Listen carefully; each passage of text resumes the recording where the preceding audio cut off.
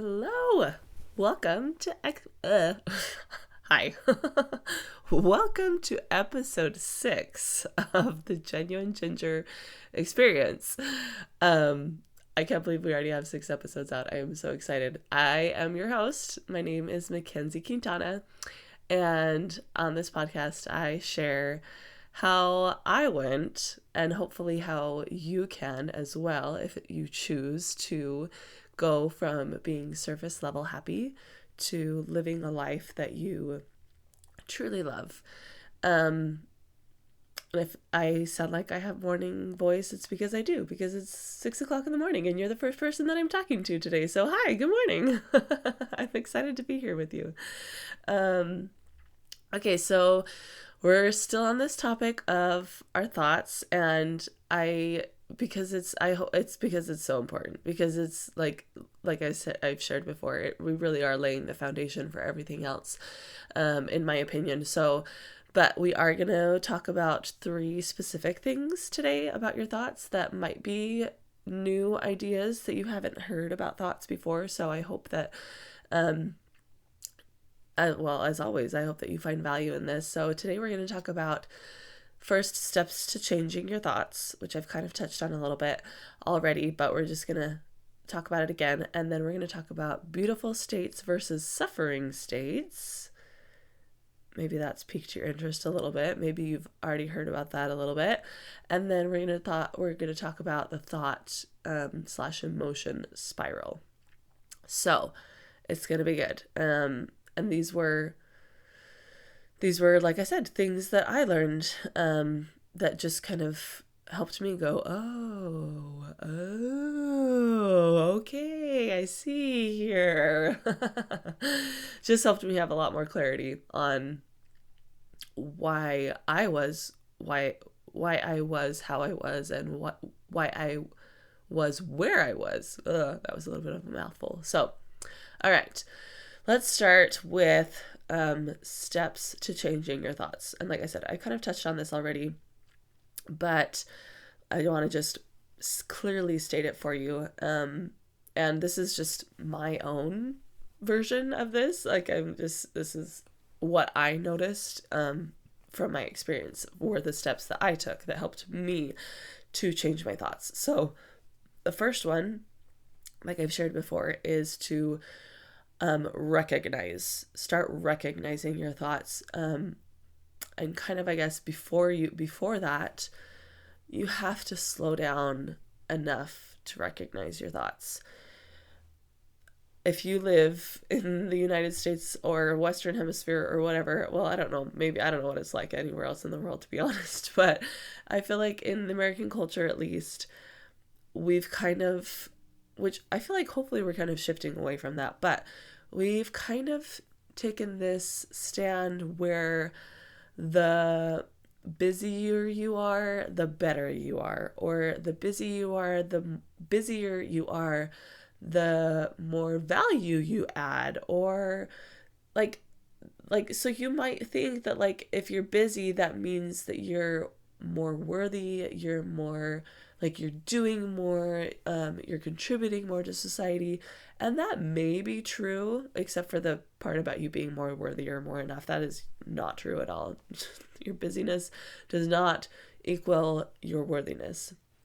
You may be contributing more. I don't know. That would be something for you to reflect on. But my point is, busy does not equal better. Busy does not equal better. Busy does not equal better. I have found so much joy in taking things off my plate, slowing down, and just letting myself be a little bit more instead of doing so much. And just, like, I could do a whole podcast episode. In fact, probably I will. A whole podcast episode on the joy that comes from slowing down. Because when you're rushed, you don't notice the little things that can bring you so much joy, because those things take intentional thought. I'm talking about you know, the cliche things like a sunset or a flower along the road or lots of flowers, wildflowers along the road, or that you just happen to find your favorite parking space that's open for you, or that your kid gives you the sweetest smile before you head out the door. Stuff like that, that if you can pause and slow down and like notice it, but then like really notice it and like really let it just like warm your heart and fill your body. Oh my gosh. Okay, yeah. So juicy. So like just thinking about it, I'm like getting all the feels of like, oh yes, like just to soak in a beautiful sunset, just to be outside in nature. Oh, it's just so good.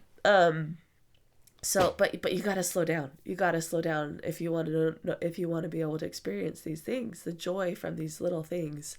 And so you also, I'm like, where were we? Oh yeah, thoughts. You also have to slow down to notice your thoughts. Um, if you're just rushing through your day and moving on from one thing to the next, it's going to be hard for you to kind of notice like, oh, and I'm not saying that you have to slow down in order to notice your thoughts, but or that you know you have to say no to an activity or whatever, but it's more of just like a state of being where you're slowing down your brain, instead of just constantly thinking of the next thing to the next thing to the next thing. You just kind of, okay, let's slow this down, and like it's almost just like literally just like taking a deep breath is literally like the slowdown that I'm talking about. Like take moments through your day to just take a deep breath and think like, okay, where are my thoughts right now? What have I been thinking about for the past 2 minutes? Like, is that even helpful? What was I thinking about? So recognizing your thoughts, and even like when you're in maybe some heightened emotions, it's a really good time to train yourself to slow down, to pause a little bit and recognize your thoughts. Um, because that's usually when you'll find ones that are probably not helping you, not serving you, when you're in, maybe some anger, some frustration, some stress, worry, anxiety, all of those things.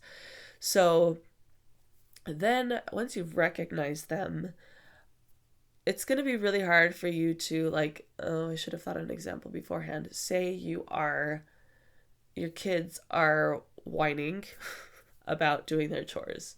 Gee, I don't know. Maybe, let's just say that maybe that's happening. um, and you're frustrated, okay, that they're whining about this. This is purely non from my own experience of what just happened several times over the weekend. So your kids are whining about doing their chores and you're frustrated. It's like, even if you are recognizing in the moment, which first off, it's really hard to like pause in the moment and recognize things. But at least for me, when I started, just like when I decided that I was going to like be more intentional about noticing my thoughts, I did start to notice, like kind of in the back of my brain, it was for me, I would get these like little like red flag, like it was more of like a feeling than like an actual thought, but like I would be getting frustrated or whatever, and then there was this like little tiny thing kind of in the back that was just kind of like, hey, check this out, you're being frustrated, like maybe you should notice that. And like I said, when you're like in the heightened state of emotion, it's kind of hard to then be like, oh, okay, I'm gonna stop right now and see, why am I frustrated? Because you're in the heightened emotion, right? But maybe just afterwards, even, you could be like, okay, what was just happening? Let's kind of unpack this a little bit. So say you're frustrated with your kids because they're whining, and it's going to be really hard for you to then all of a sudden stop and be like, actually, I feel so much love and peace towards my children and compassion and grace, and it's okay that they're frustrated. It's okay that they're whining, blah, blah, blah. Like, it's going to be hard. Like, it's possible.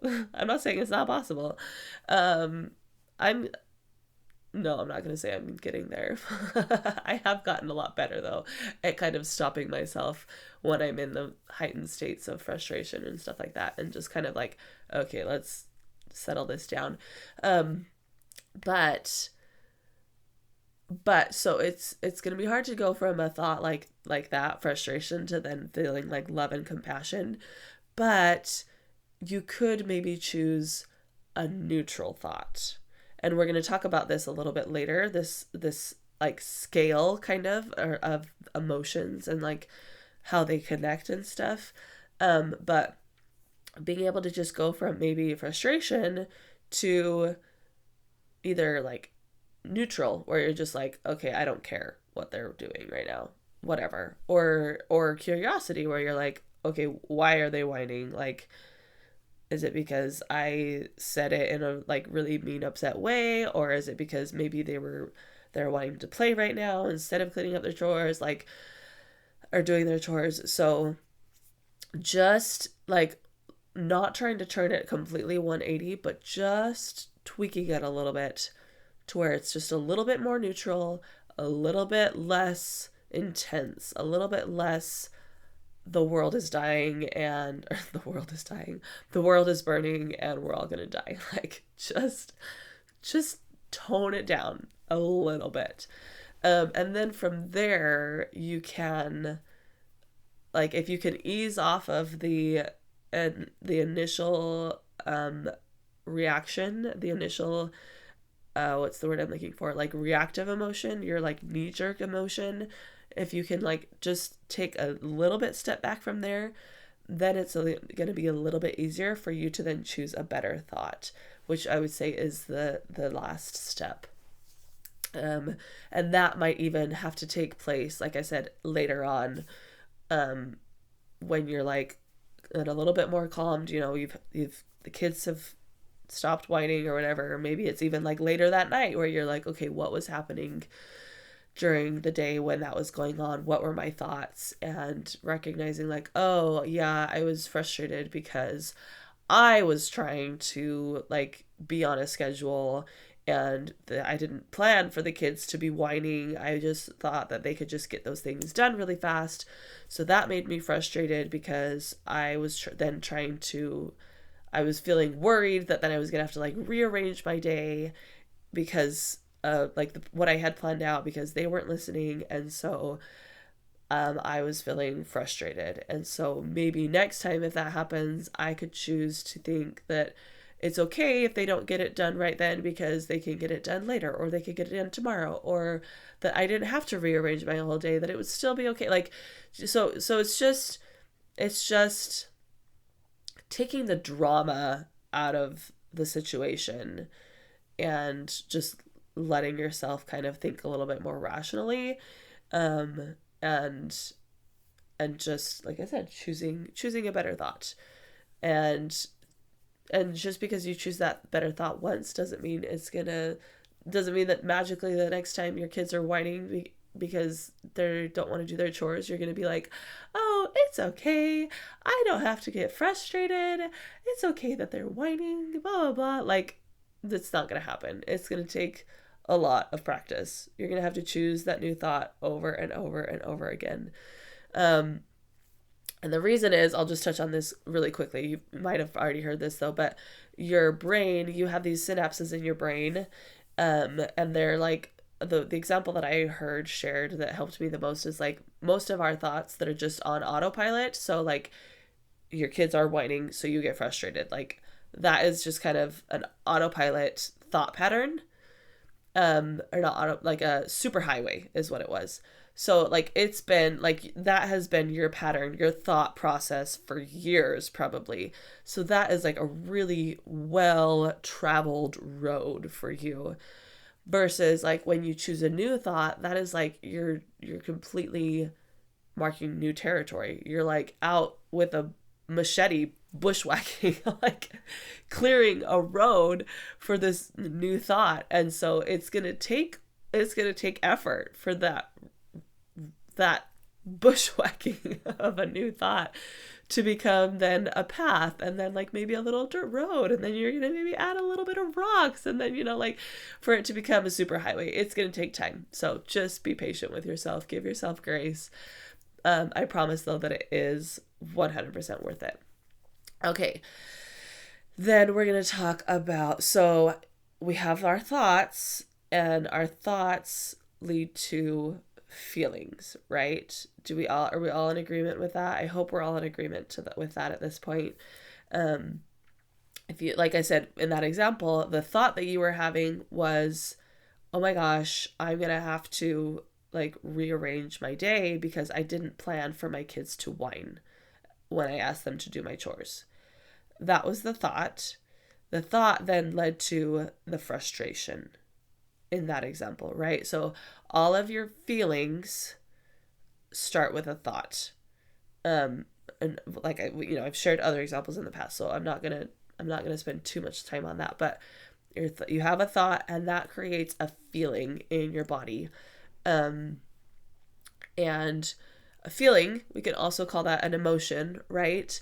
And so emotion, I had one person, I don't know if this is like, if you Googled the definition of emotion, I'm not saying this is what is going to show up because I haven't actually Googled the definition of emotion, but I have heard several times that emotion means energy in motion.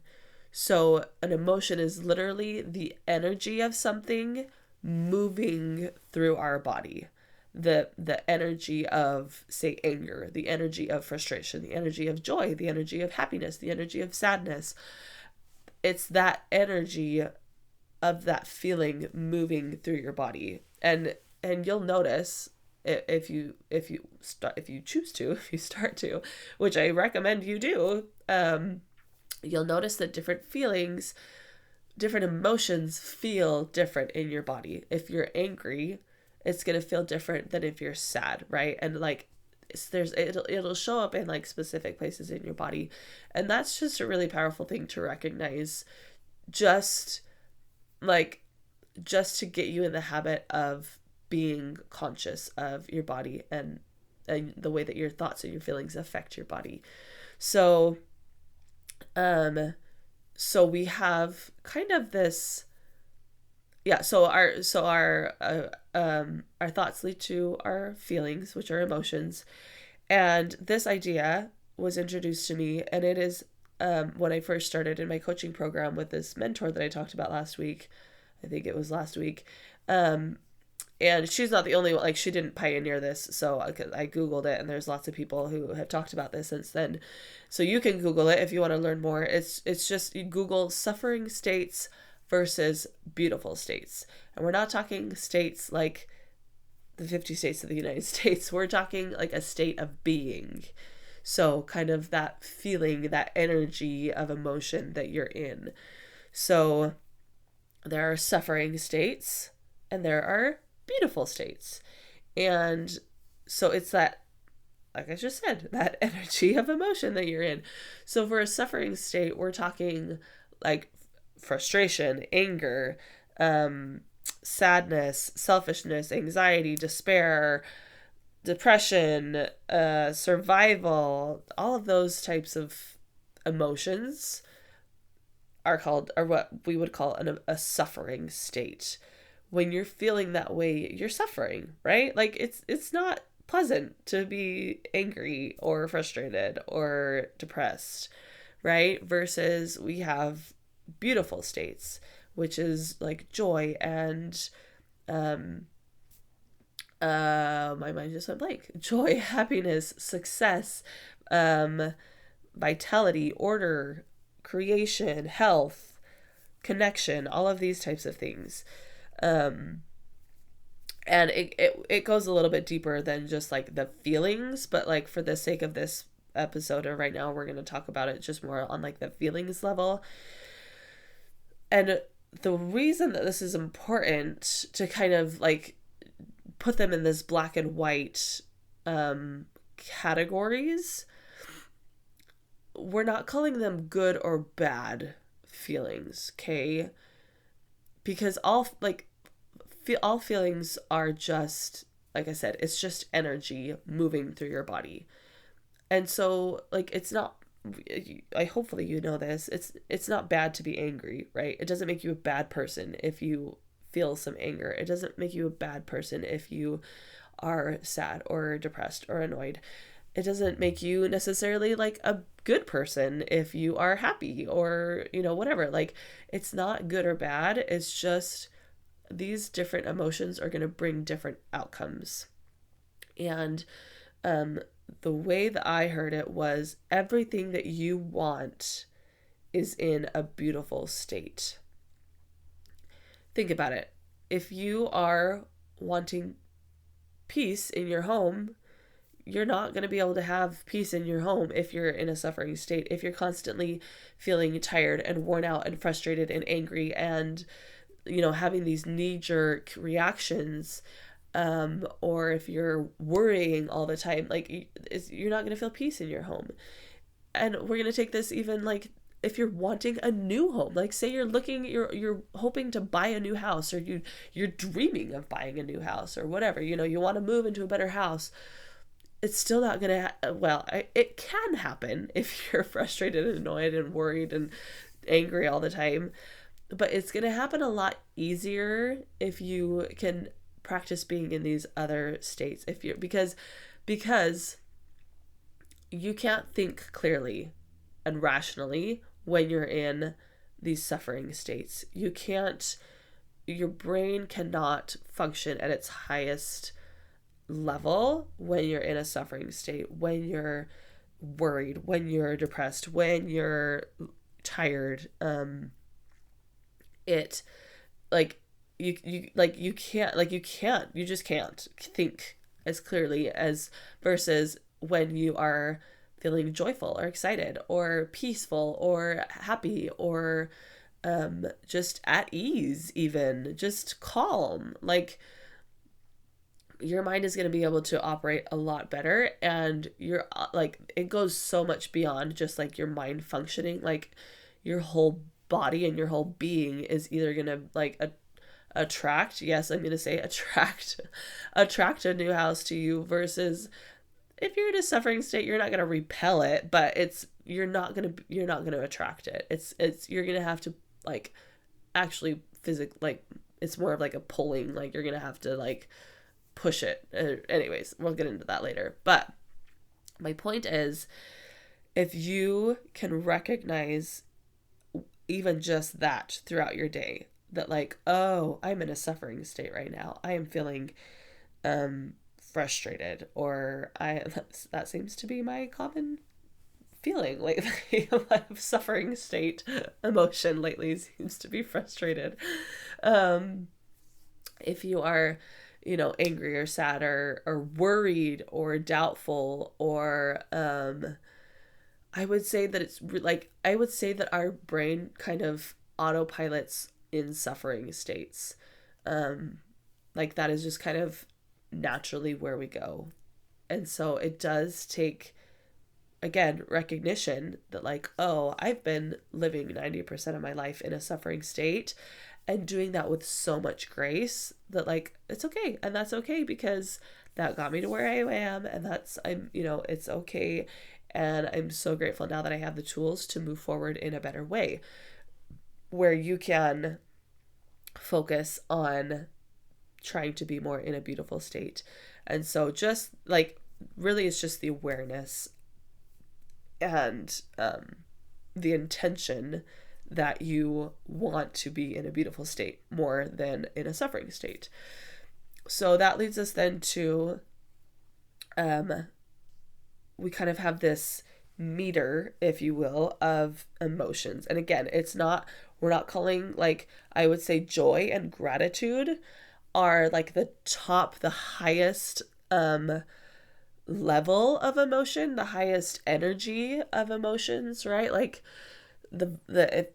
again, if we have this energy moving through us, it's causing like a vibration in our body. So that's kind of where we get the term high vibe, is like high vibrating, high energy, high, but that doesn't necessarily mean like high as in like a lot of it where it's like, excited, or like you're like jumping off the walls and so excited and like whatever. It's just like, if you think of gratitude or joy, a lot of times that is very calm and just like really, it's just this like whole body, this feeling that just fills your whole body. But it's not necessarily that you have a lot of energy where you're like, really active and wanting to like run around. I'm like moving my hands a lot like this, but you can't see me moving my hands to just play high energy. So, and then like I would say, the lower ones are probably depression or worry. And so it's not that those are bad, and that the other one, like I shared it before, but it's just they're different levels. So it's more of just a scale of like I said, the vibration. It's actually like they're like certain, like there is an actual like frequency of vibration. And so the lower energy emotions do have like a lower frequency in your body. So if we have this scale, we're gonna end with this talking here, this spiral. So we're gonna go with frustrated. Say you're feeling frustrated. That feeling of frustration, when you're feeling one thing, you are then connected to the feeling just above it. So if we're talking a scale, so you're connected to the feeling just above it on the scale and just below it on the scale. So with frustration, maybe just above the feeling of frustration would be annoyed, right? That's not quite, you're not like super like where you're like, you're just kind of like, right? Did you get the subtle difference there? It's not, it's And then maybe from frustration, you're going to go to anger where it's, okay? So we have these three emotions. We're feeling frustration, but if you're feeling frustration, you're also connected to feeling annoyed, and you're also connected to feeling angry. What our kind of default is to spiral down. So you go from frustrated to angry to like screaming anger. Like I don't know what the next after anger would be, but it escalates that way. That's kind of our natural way of doing things, and you'll notice like that what like you often, at least I did, I would get into these downward spirals so often where dinner wouldn't turn out the way that I wanted to. And so then it would be like, oh, dinner didn't work out. And then it's like, oh, and that didn't work out, and that didn't work out, and that means that this, and then I'm just a terrible mom, and I'm never going to be good enough, and my whole life is a sham, and like it's just, you go into this downward spiral.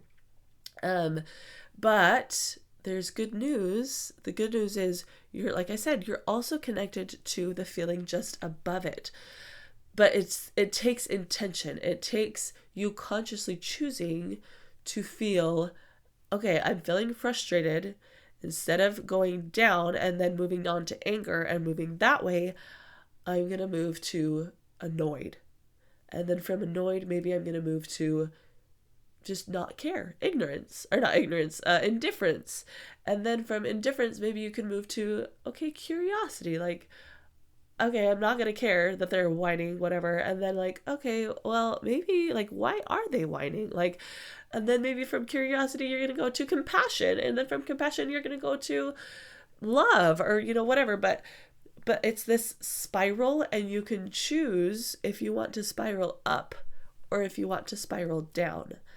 And those like, just kind of getting those concepts into my brain helped me so much to make it easier for me to just put myself in a better state of being, in a better energy, so that I could have a better life, right? Like I could start to take step away, not that it happened overnight, but whereas maybe before I was spending 90% of my day in a suffering state, and 90% of the time I would have a downward spiral, or probably more like 100% of the time I would have a downward spiral. Being aware of this and starting to notice it, then like maybe 80% of the time I was in a downward spiral, and the other 20% I was practicing moving in an upward spiral. Or maybe then only 80% of my day was in a suffering state, and the other 20 I was in a beautiful state. And as I practice that, because I promise, like it takes so much practice, you guys. I can't, I want you to have so much grace for yourself, on yourself, while you're doing this, because it does not happen overnight. I mean, I'm like I said, I would probably say it's been almost 4 years that I've been aware of this and been practicing this, and it's still like I still get triggered by things and have knee-jerk reactions, and then later I'm like, oh yeah, I was totally in a downward spiral. Like, it takes so much practice, but it is noticing, like, oh, like I was in a little bit less of a suffering state today, like, yay me, or like, oh, I didn't immediately go to my knee-jerk reaction with my kids yesterday, or I did, but then I was able to like pull myself out of it and not let it escalate, and I didn't let it like downward spiral. So just recognizing these things, being intentional about choosing better ways, not better, again, this isn't like a good and bad, it's just more of like, okay, who do you want to be? Like, how do you want to live your life? Right? And practicing. Okay, I'm going to finish this up. I hope that you will be back next week. I'm going to stop saying I hope that you enjoyed this, because that's always, I'm always going to hope that you enjoy this, but I'm just going to start assuming that you are, because if you're listening to this, I'm assuming that it's because you're enjoying it. But thank you for being here. This podcast, like, I still get like, okay, I'm gonna do another episode. Like, I sit down at my computer and my heart is beating fast, and it's still a little bit nerve-wracking, but not so much nerve-wracking as just like exciting. I'm just still so excited to be sharing these things with you, because I want you to live a happier life. I want you to feel joy in your life, and fulfillment and excitement and peace and all of these things. I was listening to, over the week, kind of listening to bits and pieces of last week's episode, and I was just like, oh, I just want more women to, like, I want more women to know that they don't have to live the way that I was and the way that maybe they are, and you can choose to have a better life, and it can happen. So thank you for being here. Please share this if you have a friend or sister or cousin or whatever who might be feeling this way. Please share this podcast with them. I would love it so much. Leave a review, whatever, just to help get this out there some more. I would really appreciate it. And if you want to connect with me some more, I am the.genuine.ginger on Instagram, and like I've said before, I share this a lot on there. I also have a website, thegenuineginger.com, so we can connect there, and just keep hanging out here on my podcast, and we can keep connecting this way. But I love to hear from you. I love to hear how this is helping you, and so I hope to do that. I hope to hear from you. Have a fabulous day or week or whatever time of day it is that you're listening to this. I hope you know how much you are loved and how much you are valued and how worthy you are to have an extraordinary life and to have a life where you feel joy every single day. And I will see you next week. Bye-bye.